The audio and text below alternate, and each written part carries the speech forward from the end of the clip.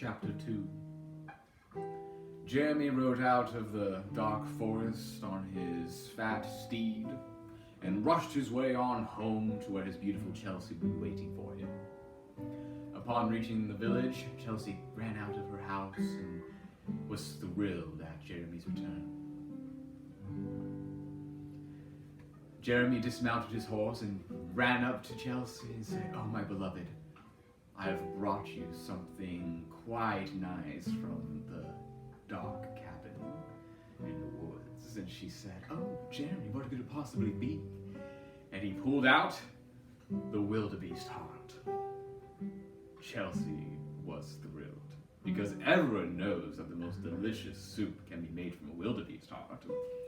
So Chelsea took the heart and made her way inside to cook them a delicious dinner.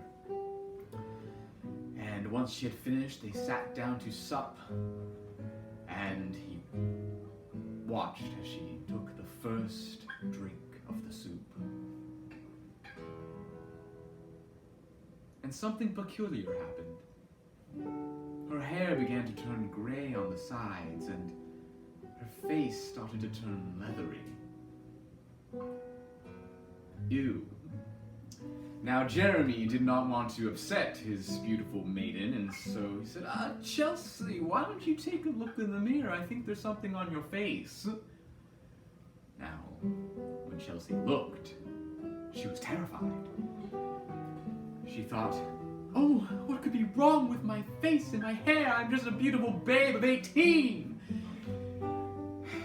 But alas, she had aged. Now Jeremy, thinking, "Well, of course, the cabin in the woods once belonged to a witch. The wildebeest heart must have been cursed.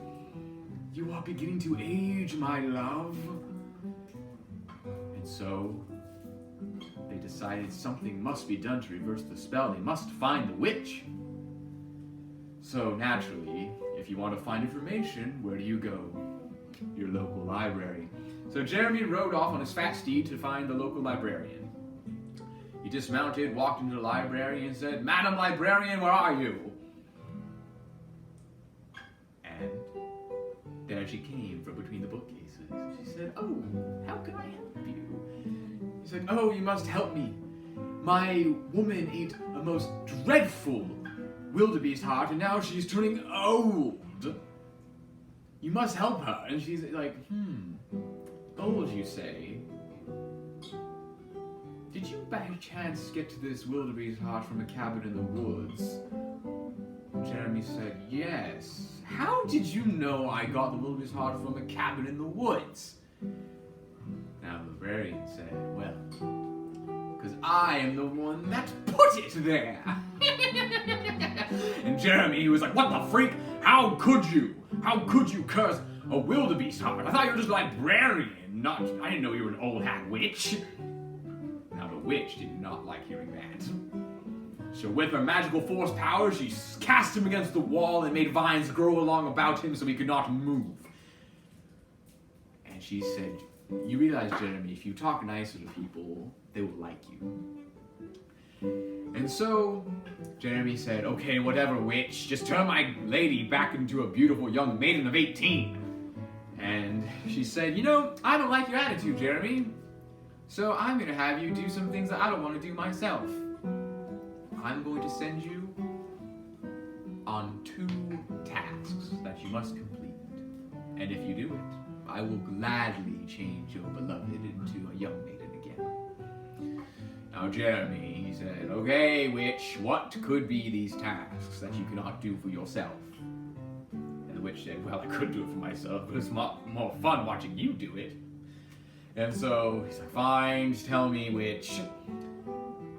And she said, "Well, your first task is to go to the Goblin King and fetch my broomstick. He stole it from me when I was just a child learning how to fly. He punched me in the face and I fell off and took my broom, and I want it back. I've always wanted it." Jeremy asked, "But wouldn't this broomstick be too small for you? I mean, when he stole it, you were just a child." She said, "Stop! I want my broomstick." So Jeremy reluctantly said, "Fine, I'll do it." And so she set him free to go back to his Chelsea to tell her of the news. Will Jeremy find the Goblin King and find the witch's broomstick that is definitely too small for her? Will he free his beloved Chelsea of the curse of being old?